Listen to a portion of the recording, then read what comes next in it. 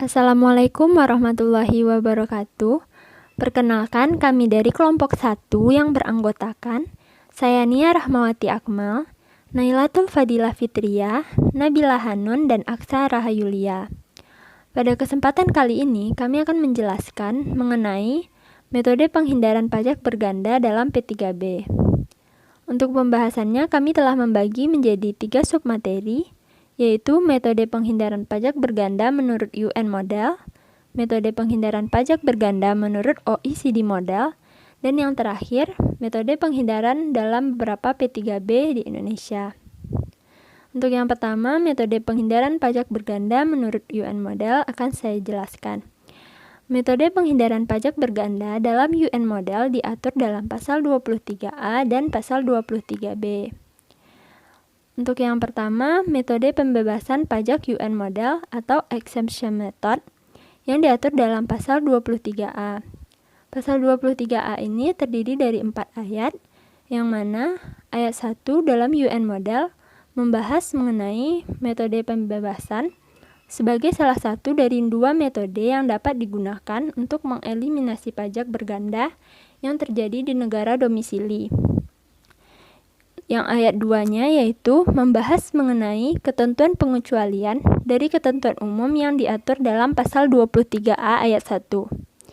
Dalam pasal ini diatur bahwa atas beberapa penghasilan tertentu, yaitunya dividen, bunga, dan royalti, negara domisili tidak memberikan pembebasan pajak atas penghasilan tersebut, melainkan tetap mempertahankan hak untuk mengenakan pajak yang negara domisili miliki. Namun, negara domisili harus memberikan kredit pajak atas pajak yang telah dipungut di negara sumber. Selanjutnya yaitu pasal 23A ayat 3 menyatakan bahwa penghasilan yang diperoleh dari negara sumber atau modal yang dimiliki oleh subjek pajak di negara sumber dan penghasilan atau modal tersebut dibebaskan dari pengenaan pajak di negara domisili, tetap dapat diperhitungkan dalam menentukan tarif pajak progresif yang akan ditetapkan di negara domisili terhadap penghasilan yang diperoleh dari negara tersebut.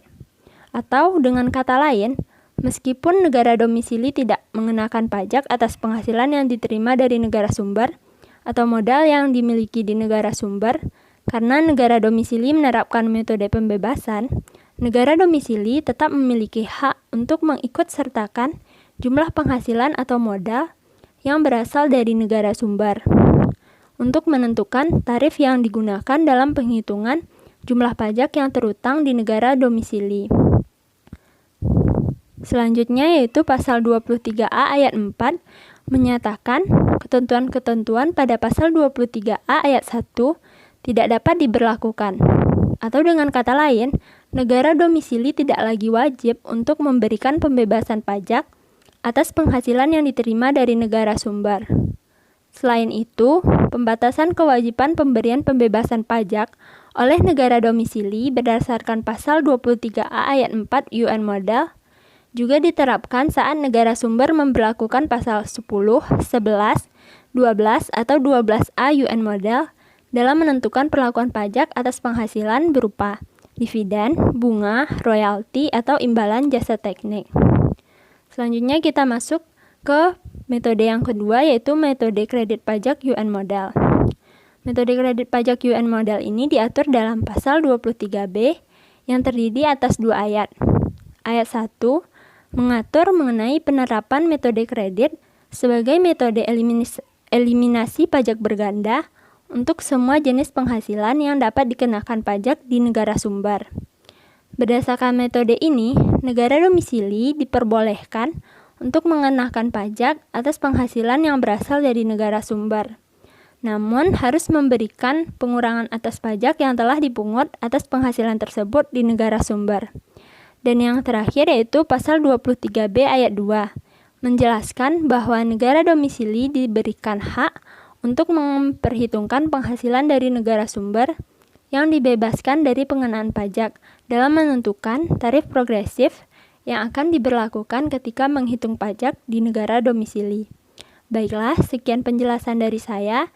Selanjutnya akan dijelaskan oleh Nailatul Fadilah Fitriyah. Baiklah, selanjutnya kita akan membahas tentang metode penghindaran pajak berganda menurut OECD model. Metode eliminasi pajak berganda OECD model diatur dalam pasal 23A dan 23B.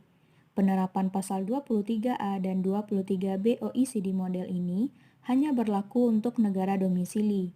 Dengan demikian, metode eliminasi pajak berganda sebagaimana diatur dalam kedua pasal tersebut hanya diterapkan oleh negara domisili. Hal ini sebagaimana dijelaskan dalam paragraf 8 OECD Commentary atas pasal 23.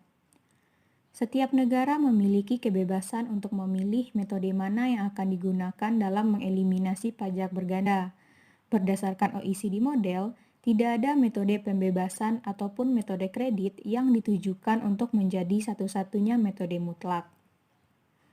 Di sini kami sajikan dalam bentuk tabel yang mencerminkan perbedaan pendekatan untuk menghindari pajak berganda berdasarkan OECD model. Untuk pendekatan pertama, jika negara sumber memberlakukan pengecualian hak pemajakan oleh negara sumber, maka untuk negara domisili tidak ada metode penghindaran pajak berganda yang diperlukan.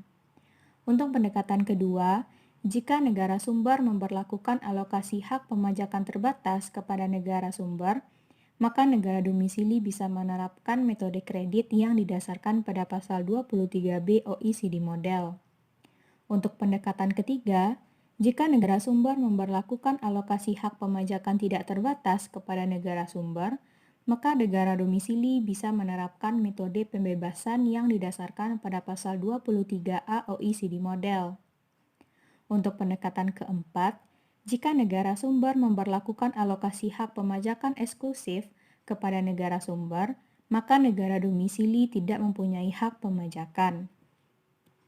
Kemudian yang juga perlu kita pahami bahwa pasal 23A dan pasal 23B tidak mengatur secara rinci mengenai bagaimana tata cara penerapan dari metode eliminasi pajak berganda. Dengan demikian, tata cara mengenai penerapan dari metode eliminasi pajak berganda dikembalikan kepada ketentuan domestik serta praktek yang diterapkan di masing-masing negara.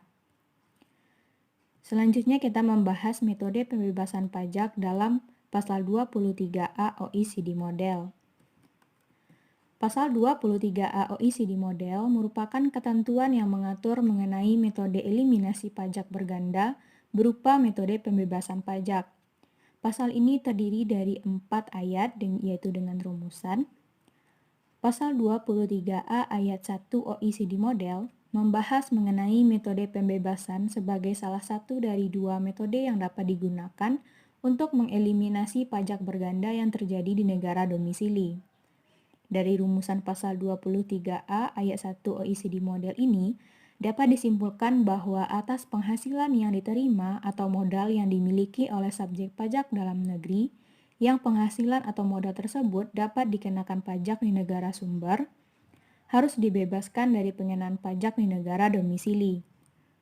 Pemberian pembebasan pajak ini terlepas dari kenyataan apakah penghasilan tersebut benar-benar dikenakan pajak di negara sumber atau tidak. Artinya, selama alokasi hak pemajakan berdasarkan pasal substantif dalam OECD model mengatur bahwa penghasilan tersebut dapat dikenakan pajak di negara sumber, kewajiban negara domisili untuk membebaskan penghasilan tersebut dari pengenaan pajak berlaku secara absolut. Ketentuan tersebut bisa menimbulkan masalah ketika berdasarkan ketentuan domestik negara sumber, ternyata negara sumber tidak mengenakan pajak atas penghasilan yang berasal dari negaranya tersebut. Dengan demikian, akan terjadi double non-taxation, yaitu suatu penghasilan tidak dikenakan pajak di negara sumber, dan penghasilan tersebut juga dibebaskan dari pengenaan pajak di negara domisili. Selanjutnya, pasal 23A ayat 2 OECD model merupakan ketentuan pengecualian dari ketentuan umum yang diatur dalam pasal 23A ayat 1. Dalam pasal ini, diatur bahwa ketika negara sumber memiliki hak untuk mengenakan pajak atas penghasilan berupa dividen dan bunga dengan tarif pajak rendah berdasarkan pasal 10 ayat 2 dan pasal 11 ayat 2 OECD model, Metode eliminasi pajak berganda yang diterapkan bukan metode pembebasan, melainkan metode kredit dengan pembatasan. Contoh penerapan pasal 23A ayat 2 OECD model ini dapat dilihat ketika pembagian dividen dari perusahaan kepada pemegang sahamnya. Negara domisili dari pemegang saham dapat mengenakan pajak atas dividen tersebut. Namun, negara domisili harus memberikan pengurangan atas pajak yang telah dipungut di negara sumber. Selanjutnya, pasal 23A ayat 3 OECD model. Dari pasal ini diketahui bahwa penghasilan yang diperoleh dari negara sumber atau modal yang dimiliki oleh subjek pajak di negara sumber dan penghasilan atau modal tersebut dibebaskan dari pengenaan pajak di negara domisili tetap dapat diperhitungkan dalam menentukan tarif pajak progresif yang akan diterapkan di negara domisili terhadap penghasilan yang diperoleh dari negara tersebut. Dengan kata lain, meskipun negara domisili tidak mengenakan pajak atas penghasilan yang diterima dari negara sumber, negara domisili tetap memiliki hak untuk mengikutsertakan jumlah penghasilan atau modal yang berasal dari negara sumber tersebut untuk menentukan tarif yang digunakan dalam penghitungan jumlah pajak yang terutang di negara domisili. Selanjutnya pasal 23A ayat 4 OECD model merupakan ketentuan untuk mencegah terjadinya double non-taxation yang disebabkan dari adanya perbedaan fakta atau interpretasi ketentuan P3B antara negara domisili dan negara sumber. Apabila terdapat sengketa interpretasi ketentuan P3B dan sengketa dalam mengevaluasi fakta yang mengakibatkan suatu penghasilan atau modal dibebaskan dari pengenaan pajak di negara sumber, negara domisili tidak lagi diwajibkan untuk memberikan pembebasan pajak atas penghasilan tersebut. Atau dengan kata lain, pasal 23A ayat 1 tidak dapat diterapkan dalam kasus ini. Ketentuan dalam pasal 23A ayat 4 OECD model ini tidak dapat diterapkan apabila pembebasan pajak atas suatu penghasilan di negara sumber disebabkan karena penghasilan tersebut memang tidak dikenakan pajak berdasarkan ketentuan domestik yang berlaku di negara tersebut. Dalam kasus ini, negara domisili tetap wajib membebaskan penghasilan tersebut dari pengenaan pajak di negaranya berdasarkan pasal 23A ayat 1. Kemudian kita masuk pada metode kredit dalam pasal 23B OECD model. Pasal 23B OECD model merupakan pasal yang membahas mengenai metode eliminasi pajak berganda melalui metode kredit. Pasal ini terdiri dari 2 ayat. Yang pertama, pasal 23B ayat 1 OECD model ini mengatur penerapan metode kredit sebagai metode eliminasi pajak berganda untuk semua jenis penghasilan yang dapat dikenakan pajak di negara sumber. Metode kredit yang diatur dalam pasal 23B ayat 1 ini bukan metode kredit penuh, melainkan metode kredit pembatasan. Berdasarkan metode ini, negara domisili diperbolehkan untuk mengenakan pajak atas penghasilan yang berasal dari negara sumber, namun harus memberikan pengurangan atas pajak yang telah dipungut atas penghasilan tersebut di negara sumber. Metode kredit ini dengan pembatasan juga diterapkan dalam pasal 23A ayat 2 OECD model. Kemudian pasal 23B ayat 2 OECD model, sama dengan ketentuan yang diatur dalam pasal 23A ayat 3, yaitu ketentuan yang menetapkan bahwa meskipun negara domisili tidak mengenakan pajak atas penghasilan yang diterima dari negara sumber atau modal yang dimiliki di negara sumber, negara domisili tetap memiliki hak untuk mengikutsertakan jumlah penghasilan atau modal yang berasal dari negara sumber tersebut ketika menentukan tarif pajak progresif untuk menghitung pajak yang terutang di negara domisili. Sekian materi dari saya, terima kasih. Baiklah, saya Nabila Hanun akan melanjutkan presentasi dari kelompok kami. Yang ketiga yaitu mengenai metode penghindaran dalam beberapa P3B di Indonesia. Nah, perlu kita ketahui bahwa metode hak pemajakan negara untuk penghindaran pajak berganda itu ada 3. Yang pertama, metode pemajakan unilateral. Yang kedua, metode pemajakan bilateral. Dan yang ketiga, metode pemajakan multilateral. Nah, kita masuk ke dalam metode penghindaran P3B di Indonesia, yaitu ada 2. Yang pertama, pembebasan, dan yang kedua, kredit pajak.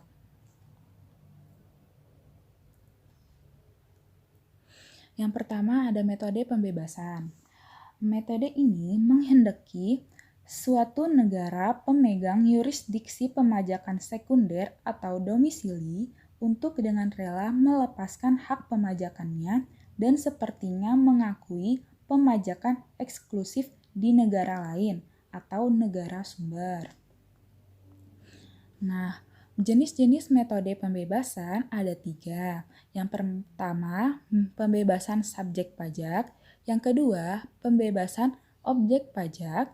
Yang ketiga, pembebasan pajak. Yang pertama, ada metode pembebasan subjek pajak atau subject exemption. Metode ini membebaskan perpajakan untuk penduduk atau badan asing yang berada di Indonesia. Metode ini muncul dikarenakan adanya Konvensi Wina pada tanggal 18 April 1961 yang dihadiri 81 negara yang diantaranya adalah Indonesia, yang mengatur tentang kekebalan para diplomat, terutama kekebalan perpajakan wakil-wakil diplomatik. Nah, Undang-Undang Pajak Penghasilan Pasal 3 juga menegaskan bahwa tidak termasuk subjek pajak adalah yang pertama, Badan Perwakilan Negara Asing, yang kedua, pejabat-pejabat perwakilan diplomatik dan konsulat atau pejabat-pejabat lain dari negara asing dan orang-orang yang diperbantukan kepada mereka yang bekerja pada dan bertempat tinggal bersama-sama mereka, dengan syarat bukan warga negara Indonesia dan di Indonesia tidak menerima atau memperoleh penghasilan lain di luar jabatan atau pekerjaannya tersebut, serta negara yang bersangkutan memberikan perlakuan timbal balik. Yang ketiga, ada organisasi-organisasi internasional yang ditetapkan dengan Menteri Keuangan dengan persyaratan. Yang pertama, Indonesia menjadi anggota organisasi tersebut. Yang kedua, tidak menjalankan usaha atau kegiatan lain untuk memperoleh penghasilan dari Indonesia selain memberi pinjaman kepada pemerintah yang dananya berasal dari iuran para anggota. Dan yang keempat, yaitu pejabat-pejabat perwakilan organisasi internasional yang ditetapkan dengan keputusan Menteri Keuangan dengan syarat bukan warga Indonesia dan tidak menjalankan usaha atau kegiatan atau pekerjaan lain untuk memperoleh penghasilan dari Indonesia. Pejabat-pejabat perwakilan diplomatik dan konsulat atau pejabat-pejabat lain dari negara asing dan orang-orang yang dibantukan kepada mereka yang bekerja pada dan bertempat tinggal bersama-sama wakili negara tersebut meminta perpajakannya karena mereka memiliki kebijakan dan pajak anggota dan orang-orang tersebut akan dikenakan pajaknya di negara mereka berada. Yang kedua yaitu metode pembebasan objek pajak atau objek, income exemption atau full exemption. Metode ini tidak menghitung kembali penghasilan dari luar negeri, termasuk kerugian atau perpajakannya di negara domisili.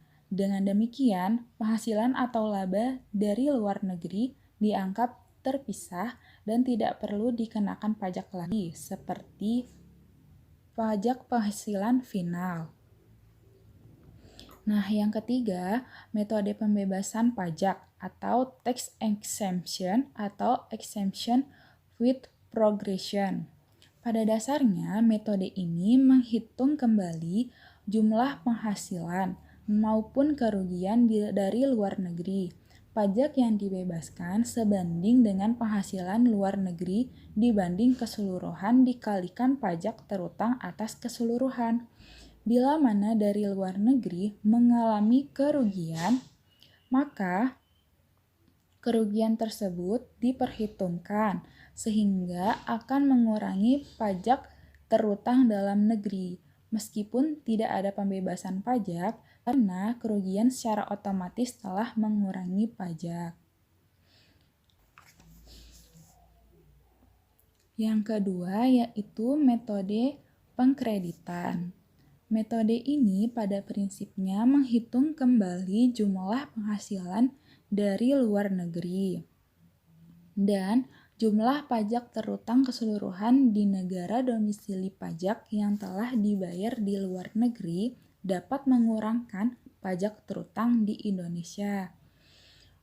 Di Indonesia sendiri tidak menganut metode kredit penuh karena jika tarif pajak di luar negeri lebih besar dibandingkan dengan tarif pajak di dalam negeri, dipastikan akan terjadi restitusi pajak. Dalam hal ini berarti negara domisili ikut membayar jumlah pajak yang terutang di luar negeri dan Indonesia tidak menggunakan kredit fiktif karena Indonesia memberlakukan fasilitas yang diberikan tetap dari pembayaran pajak yang real atau aktual. Sehingga dalam hal ini Indonesia menggunakan metode kredit terbatas.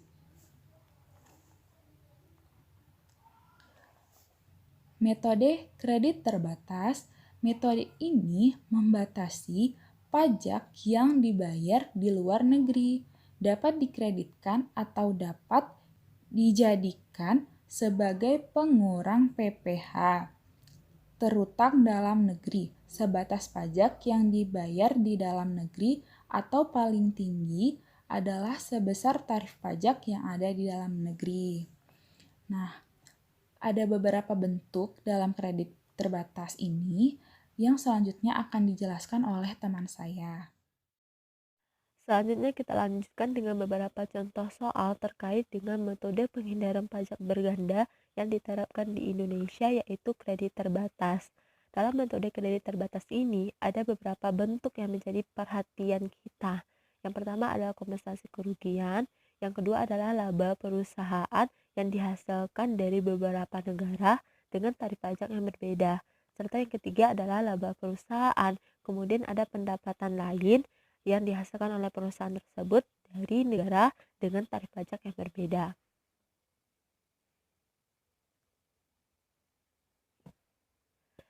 Kita masuk kepada contoh soal yang pertama terkait dengan bentuk kompensasi kerugian. Nah, di sini dimisalkan yaitu PT MSA itu memperoleh laba sebagai berikut. Yang pertama ada penghasilan neto di dalam negeri sebesar 350 juta rupiah. Kemudian ada penghasilan neto di luar negeri yaitu negara A sebesar 100 juta rupiah.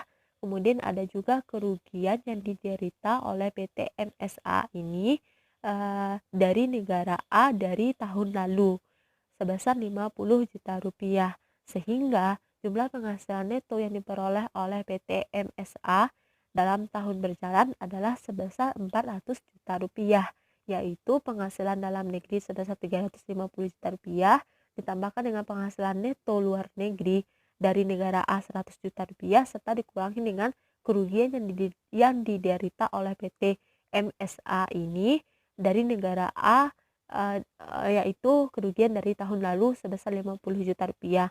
Maka jumlah total penghasilan neto tahun berjalan PT MSA ini berjumlah 400 juta rupiah.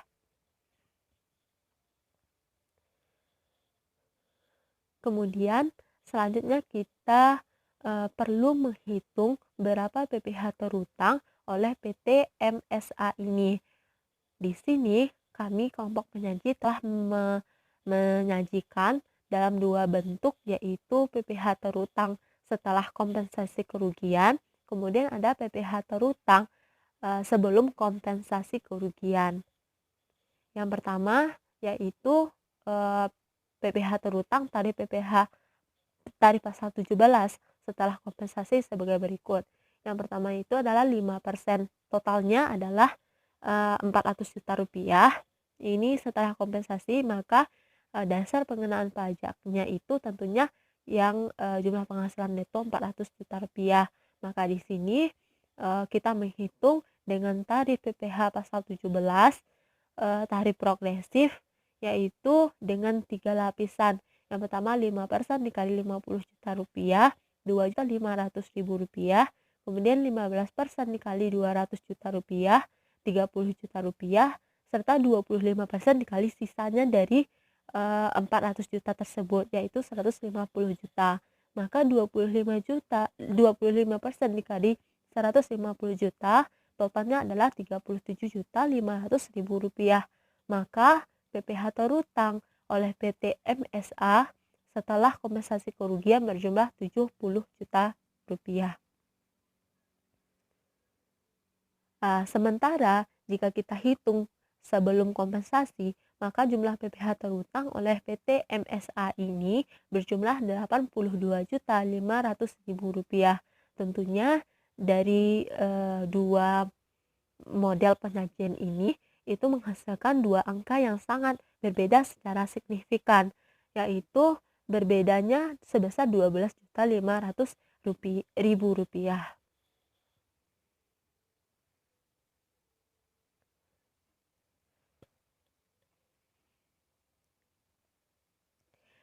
Selanjutnya itu PT MSA ini menyajikan menghitung berapa kredit pajak atas penghasilan luar negerinya dengan berbentuk tabel. Nah, dari tabel ini itu disajikanlah ada 5 kolom. Yang pertama ada nomor, kemudian uraian. Uraian itu maksudnya adalah perhitungan-perhitungan yang menghasilkan angka di dalam kolom-kolom berikutnya. Yang pertama, yang selanjutnya itu ada kolom penghasilan neto sebelum kompensasi kerugian, kemudian ada kolom penghasilan neto setelah kompensasi kerugian, serta yang terakhir adalah kolom tanpa kompensasi. Nah, di sini itu perlu diuraikan satu persatu dari mana penghasilan neto, berapa pajak atas penghasilan luar negeri oleh PT MSA ini. Maka yang pertama adalah penghasilan neto 1 juta dari negara A tadi, kemudian ada kompensasi kerugian 50 juta, maka laba tahun ini dari luar negeri berarti 50 juta rupiah. 50 juta rupiah penyebutnya adalah total penghasilan neto baik dari dalam negeri maupun dari luar negeri yang diperoleh oleh PT MSA, yaitu sebesar 450 juta rupiah. 70 dikalikan dengan 70 juta rupiah. 70 juta rupiah itu adalah PPh terutang oleh PT MSA pada tahun berjalan. Maka diperolehlah penghasilan neto sebelum kompensasi kerugian. Ini pajak atas penghasilan neto sebelum kompensasi kerugian adalah 7.777.778 rupiah. Kemudian sementara untuk penghasilan neto setelah kompensasi kerugian itu sebesar 8.750.000 rupiah. Sedangkan tanpa kompensasi adalah 18 juta sekian. Maka dari perhitungan ini tentu akan menghasilkan angka-angka yang berbeda, baik dari kolom penghasilan neto sebelum kompensasi, setelah kompensasi maupun tanpa kompensasi. Pajak yang dibayar dalam negerinya akan berbeda satu sama lainnya, seperti yang tersaji di dalam tabel ini. Teman-teman bisa lihat di dalam slide ini.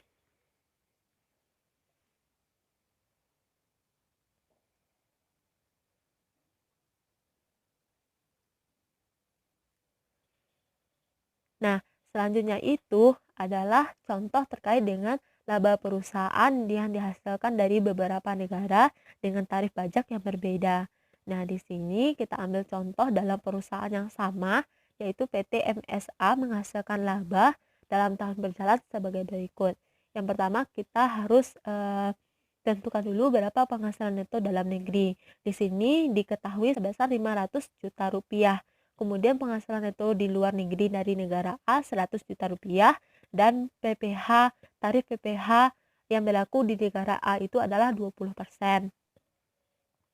Sementara untuk penghasilan luar negeri dari negara B sebesar 100 juta rupiah dengan tarif PPh yang berlaku yaitu 40%. Maka jumlah penghasilan neto pada tahun berjalan yang diperoleh PT MSA adalah sebesar 700 juta rupiah. Kemudian juga diketahui PPh yang dibayar di luar negeri oleh PT MSA itu di negara A sebesar 20 juta rupiah, di negara B sebesar 40 juta rupiah. Maka total jumlah PPh yang dibayar di luar negeri adalah 60 juta rupiah. Kemudian kita lanjutkan dengan menghitung berapa jumlah PPh terutang oleh PT MSA ini pada tahun berjalan. Di sini kita tetap menggunakan tarif pasal 17 yaitu setelah kompensasi sebagai berikut. Dasar pengenaan pajaknya di sini adalah dari yang 700 juta rupiah tadi. Maka kita harus menghitung 5%. Tarif di sini berlaku yang 4 lapis, yaitu 5% kali 50 juta, 2.500.000 rupiah. Kemudian 15% kali 200 juta, hasilnya 30 juta. 25% kali 250 juta, 62.500.000, serta 30% itu adalah sisanya, yaitu 200 juta rupiah. Maka jumlah PPh terutang oleh PT MSA ini pada tahun berjalan adalah sebesar 155 juta rupiah.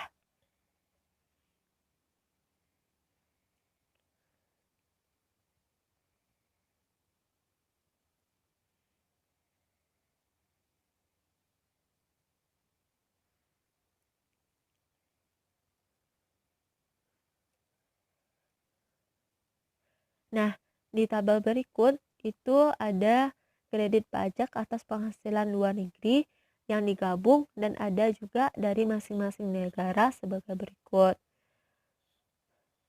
Ada gabungan antara A dan B, kemudian masing-masing negara. Ini maksud dari masing-masing negara, berarti ketika PT MSA ini memperoleh penghasilan dari negara A, kemudian memperoleh penghasilan lagi dari negara B, tentu penghitungan pajak antara negara A dengan negara B itu berbeda. Jika digabungkan, penghasilan neto luar negeri itu berjumlah 200 juta, yaitu 100 juta dari negara A, kemudian 100 juta lagi dari negara B.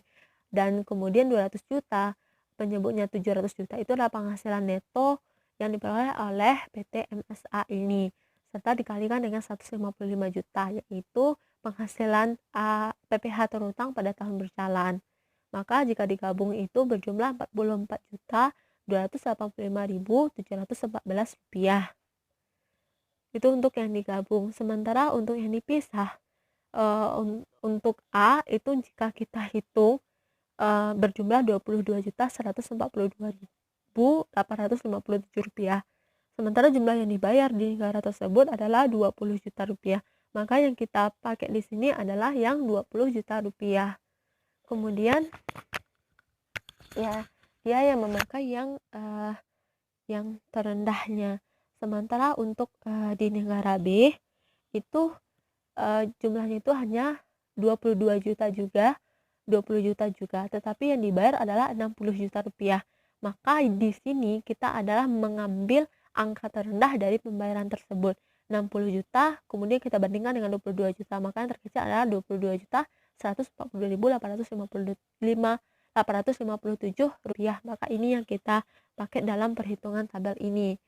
Kemudian kita jumlahkan totalnya itu antara gabungan A dan B, kemudian masing-masing negara itu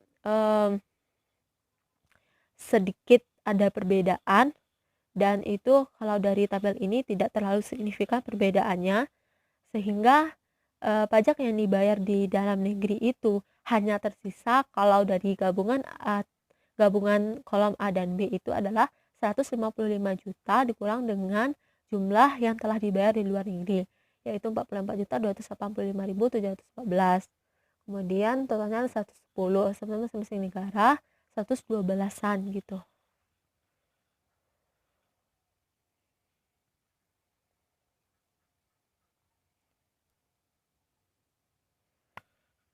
Nah, kemudian kita lanjutkan dengan contoh yang ketiga.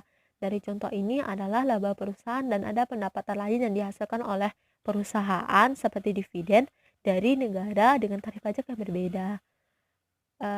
Di sini kita masih menggunakan perusahaan yang sama sebagai contoh, yaitu PT MSA. PT MSA di sini dia memperoleh laba sebagai berikut. Yang pertama ada penghasilan neto di dalam negeri sebesar 350 juta rupiah. Kemudian ada penghasilan neto di luar negeri dari A. A itu terdiri atas dua penghasilan, ada dividen, kemudian ada laba. Labanya itu sebesar 100 juta rupiah dengan tarif PPh-nya itu adalah 30%. Sementara dividen yang dihasilkan dari negara A adalah 50 juta rupiah dengan tarif PPh-nya 15%. Maka total penghasilan neto yang diperoleh oleh PT MSA ini pada tahun berjalan sebesar 500 juta rupiah.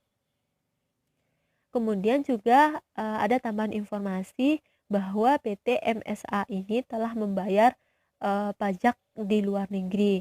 Yang pertama adalah atas laba di negara A sebesar 30 juta rupiah, kemudian atas dividen di negara A sebesar 7.500.000 rupiah. Maka jumlah PPh yang telah dibayar oleh PT MSA ini di luar negeri sebesar 37.500.000 rupiah. Selanjutnya kita akan menghitung berapa PPh terhutang tarif pasal 17 setelah kompensasi.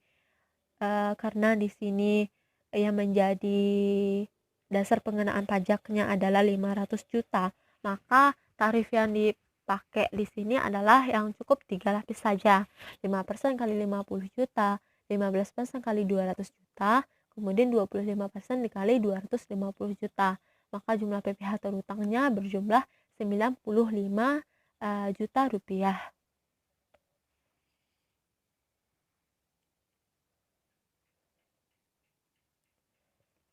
Kemudian juga disajikan tabel kredit pajak atas penghasilan luar negeri laba dan dividen sebagai berikut.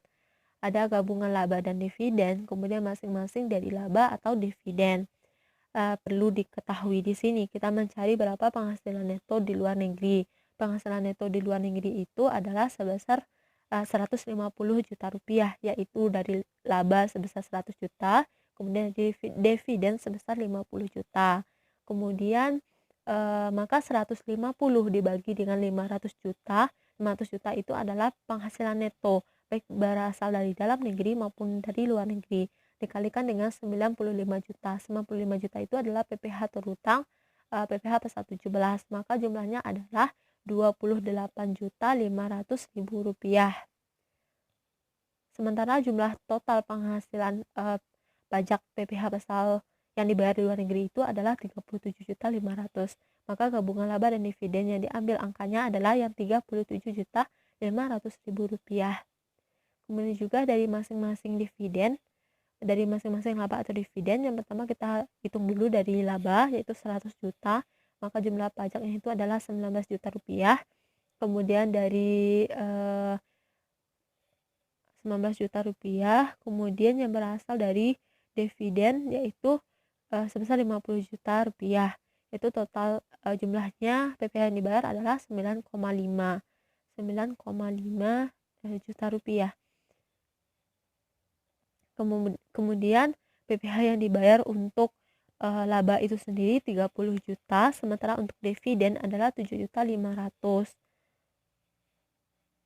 Kemudian dijumlahkan dari sini, dari 19 juta 30 juta, itu angka yang diambil adalah angka yang terendah. Maka antara 19 dengan 30 yang kita ambil adalah 19, antara 9,5 juta dengan 7,5, maka yang diambil adalah 7,5 juta. Maka jika kita jumlahkan gabungan laba dan dividen pajak yang telah dibayar di luar negeri itu adalah 37.500.000 rupiah. Sementara jika kita hitung dari masing-masing, yaitu dari laba, kemudian kita hitung lagi dari dividennya, itu hanya berjumlah 26.500.000 rupiah. Maka dari sini jumlah pajak yang dibayar di dalam negeri hanya sebesar kekurangannya saja, yaitu 57.500.000 yang untuk gabungan laba dan dividen, kemudian masing-masing laba atau dividennya itu adalah Rp60.500.000.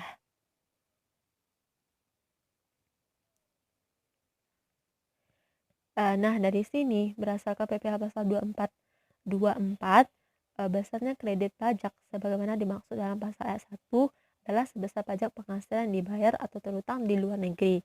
Tetapi tidak boleh melebihi penghitungan pajak yang terutang berdasarkan undang-undang ini. Oleh karena itu, Indonesia menggunakan pendekatan PPh terutang, bukan negara. Dengan demikian, Indonesia menganut perhitungan masing-masing pajak. Maksudnya di sini adalah Indonesia tidak menggunakan gabungan dari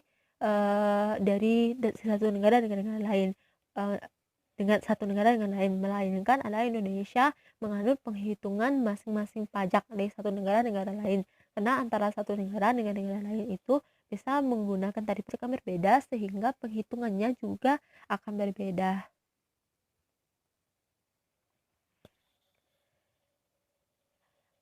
Baik, sekianlah presentasi dari kelompok kami. Jika ada kata-kata kami yang salah dan tidak pada tempatnya, kami mohon maaf dan terima kasih atas perhatiannya.